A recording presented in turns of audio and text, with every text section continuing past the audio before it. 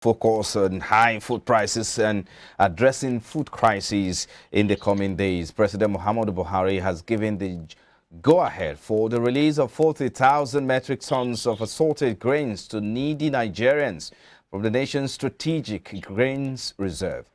Minister of Agriculture and Rural Development Mohammed Abubakar made this known to newsmen recently after a closed-door meeting with President Muhammadu Buhari at the State House in Abuja. This is coming as after the Director General of the World Trade Organization, Dr. Ngozi Okonjo-Iweala, warned that a potential food crisis was looming across the globe, especially for some African countries that rely on Russia and Ukraine for their food import. According to Abubakar, the execution of the President's order will be carried out by his ministry in conjunction with the Ministry of Humanitarian Affairs, Disaster Management and Social Development, which would handle the distribution of about 12,000 metric tons of the total number. Let's get talking now. We have Mr. Remy Kokola, the CEO of Tonga Farms, here to discuss this with us. Thank you for your time. We appreciate you for coming on the program. Thank you. As a means of, to cushion the effect of high prices of food items, the president is saying they will like to, or they should release about 40,000 metric tons of grains to needy Nigerians. First, let me ask you, how do you think this will go a long way to address the current high prices of food in Nigeria? And secondly, in terms of addressing food crisis or shortage in the system, what should we be focusing on at this time? Well, number one, that's a temporary relief anyway. And temporary relief is also relative again. What I mean by that is that what? Is it going to reduce the price of those commodities in the market? I will say yes, that's the intention, but no, it might not be like that. Because at the end of the day, you will see some people that will make profit out of it. They will still sell at the market rate. It was done, that same thing was done during the time of COVID. And I can tell you that what, in the bag of those grains, you will see enough for sale. But at the end of the day, you see that what, they are still selling it at the market rate. So, yes, like I said, temporary relief, with the intention of the government, good, yes, but at the same time, but those people that are very close to the government, they will make money out of it. Then on the long term, what is government doing about security? If you are not doing anything about security, the local farmers are not producing. If you are selling grains to us, to the farmers right now, what about those people that are producing the grains? What are you doing about them? What are you giving? What's the succor that you are giving to them? Nothing. So the best thing for us to do on the long term is to think about how to get people back to the farm, how they can start farming again. With that, we can help ourselves on the long term beyond this temporary relief. We'll get back to this in a moment, but let me get your opinion. According to the Food and Agriculture Organization and World Food Program, there will be a rise in acute hunger in over 20 countries in Africa and the Middle East in the coming month if there is no urgent, approach to address this. So, how concerned are you about this report? We are all in it. It's very true. Very true. I can tell you today, the price of an average good that used to cost about 25,000 in the market is selling for about 40,000 now, 42, 43. And that's to tell you that what there's going to be crisis. That's to tell you about protein. What about chicken market? Chicken, you find out that what a bag of wheat over in the market this time last year was selling for about 3,000. But Saturday is selling for about 8,500. And we are not in the peak period of sales. So by the time we get to the peak period of sales, we might be getting to about 10,000 or even not more than that. So the same thing, the cassava market, you find out that when people are planting cassava now, you have few people planting cassava. You realize that what average price of Gary has not gone down, despite the fact that people whatever the number of people that is farming or cassava. So you have it in everywhere, in every area. You know, the point is that what if government is not ready to really look at the area of security, safety of the people, it will still continue to affect the market. Nigeria is supposed to be a peaceful country. Movement of food from one region to another is not helping matters. Infrastructural development is still weak. It's not as strong as the way they are projecting it. You know, I can tell you that with the rice farmers, that when it's getting to the time of rain, you find out that they can't access their farm due to flood. So what is government doing about that? You know, when they hear issues or whatever in the market, what is their reaction to it? You know, I was going to ask you in a moment. I was going to ask you. I mean, what do you think the problems are? If we're farming, we have more farmers, like you said, in the farming. Why do you think the prices of food keep skyrocketing? Yes, I do understand you mentioned the fact that there is insecurity, and of course, perhaps the government will have to do something about. But is that the only issue that we have at hand? Should the security be out of the way, do we still have to have this situation? Well, I don't. Definitely, if we are not good, if we remove security, we might have price might not increase, might still a bit high, because you still have to get a lot of people back into the farming business. What I would say is that what people know that what generally you realize that what it takes you for you to even the list of any farm product, it will take you another 3 months, and the lifestyle of Nigerians have changed in the sense that what they want quick money. They want business they want to do today, and they realize they make money. You will find out that people are being recruited to do Okada Marwa business, easy money making business. You see more of that than people say that, well, look, I want to go back into the farm. So a lot has to be done by the government so that they reorientate people to go back to the farm, you know. And again, in that words, you see, apart from the increase in price, there is need for farmers to be well compensated, you know. You see, sometimes you find out that people can spend a lot to buy things from outside the country. But when it comes to things that they produce locally that is of good quality, they don't want to spend money. They don't want to spend money to buy it. And this they have to start addressing, you know, so that at the end of the day, by the time you lower the cost of production and then you have a minimum, a manageable increase, I mean, that they can call a profit, you find out that what people will be well relaxed to go into the farm. I want us to take a moment to be back to discuss this. This is very crucial. We have to look at all the aspects. The insecurity, of course, is there. We do understand.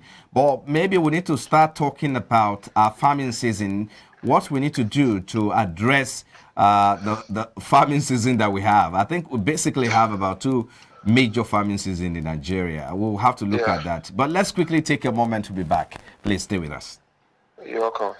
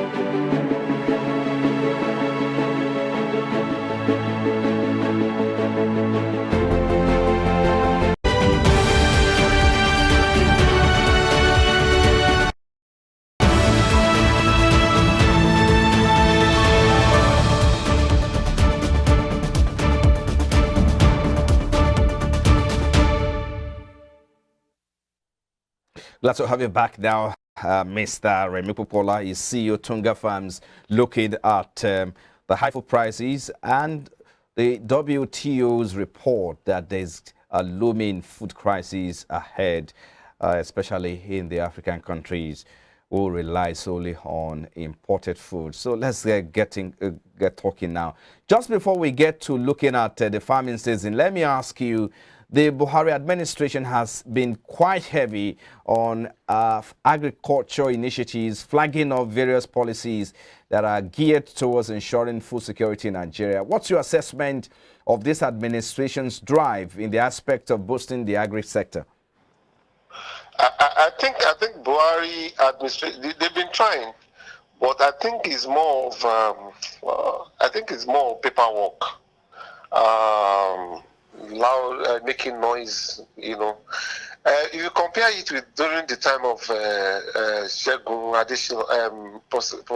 Dr. Additional time, the former Minister of Agriculture, you find out that when the guy was on ground, he moves to every part of the country, supervising, ensuring that whatever they are funding, they are using the federal government money for, they are being utilized for that thing. So, to me, we have to be on ground. It's not just a matter of seeing the products and putting a pyramid in Abuja or whatever.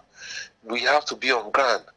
Because I can tell you that a lot of money, if you give an average Nigerian money and you don't supervise it, you find out that the money will just go to waste. So you have to be there. Only very few are ready to commit to use the money for the right thing. So that's one thing that the Buhari administration needs to do, is to go beyond funding, making noise. Even the grains that they're talking about, you should go beyond you are releasing grains. It should be that who are we releasing these grains for? In Lagos, who are who? What are they doing with it? Sports, you know. So is it about, permit me to jump in, it's about, the minister there, or perhaps the administration, or perhaps the policy, because you talk about the former Minister of Agri, who is now at the heads of affairs, AFDB now. Yes, of course. But is it about policy, or is it about personality, or the person who occupies the office? The two has to go together. Good policy, good supervision, monitoring. It has to go together. You have to leave if you're a Minister of Agriculture, your office is not, you only have office in Abuja, but your office is everywhere in the country. What are they producing in Sokoto? How's the movement of cow from one place to another? What are they producing in South Ekiti? You have to be there. I mean, I could remember the former Minister of Agriculture was in Ikorodu sometimes. I mean, it was in Ikorodu that time, to monitor, to look at a banana plantation in Ikorodu. And that's how, if you see that remote place, and that's how you just have to be there. You just have to see things yourself. Not that you'll be hearing noise and making noise over. No. It's beyond that. Nigerians needs, you need to monitor things, and ensure that the policy you are bringing out is actually implemented. There are so many people within in the ministry itself that can frustrate the policy. People want to make money from anything. Even when they don't go to the farm, they want to make money from it. So I think that's what Buhari administration needs to do. All must work together. The policy and also the people that are in charge of the policy, and ensure that what is being done or implemented to the letter. That's my thing. Let's get talking about the farming seasons that we have in Nigeria. How many farming seasons do we have, and how much of exploration are we doing, or exploring these or maximizing these seasons? I think we should go. I think by now Nigeria should go beyond farming season. We should start talking about irrigation, so that we can have products all year round. So because our population is growing every day, as we are growing every day, you realize that an average Nigerian doesn't want to have, you have some people that have about 10, 16 children. They are coming to the market. We should start talking, because if you talk about farming season, I'm telling you that some seasons that you won't even see anything to eat. But I think Nigeria should be more focused on having irrigation all year-round production of one thing or the other. If you can have it, you find out that what will be there. Maybe in the area of farmers where we are looking at, maybe in terms of fruit, but basic food like yam, like vegetable, like chicken, like whatever, all those things, it should be all year round. Because the point is that well, the land is there and it does need water. This farming season is basically based on water, rainy season and whatever. But if you can have water, if you can have irrigation all year round, well, you will be producing those things all year round. The manure is in the soil. It's not about whatever. Then again, if we are talking about adding one thing or the other to the soil, they are there. You can, if you use them in January, it will say you should stop using them in June. You can use them all year round. And once the land is irrigated, you find out that you can have the product all year round.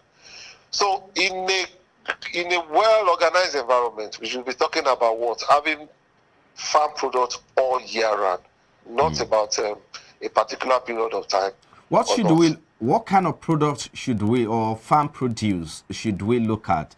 I know basically Nigeria consume more of staple foods, and that means you have to talk more of a crop production away from other farmings like poultry, dairy foods, and all that. I will tell you that what if internally you find out that we will consume anything, maybe the area we also need to look at, which is very important, is the area of waste. We have so many wastes. I can tell you that what in terms of mango, in terms of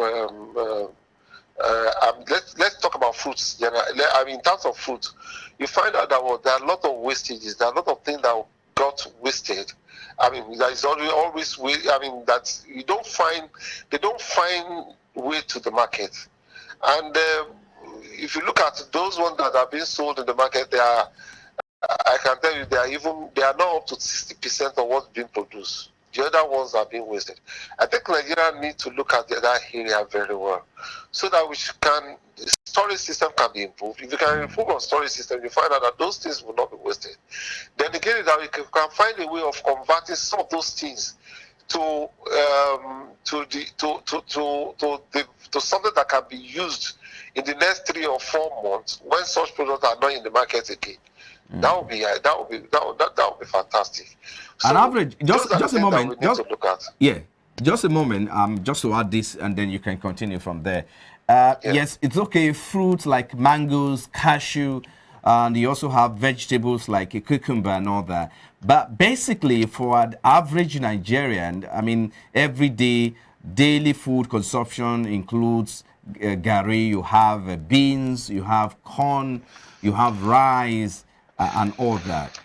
That's the perspective I'm asking from, that which of these can we look at? Yes, it's okay to look at fruits and vegetables, but which of these do you think we really need to address, and that is also in short supply? Everything is in short supply. It's not basically one thing alone. If you are talking about yam is in short supply. Like the fruit I was talking about, the fruits basically you find out that it has its own season and all that kind of stuff. But we need to look at the area of storage for those ones so that the waste can be easily managed. We can reduce the waste. Yeah. But in terms of carbohydrates with good irrigation, you can have carbohydrates all year round. You can have cassava all year round.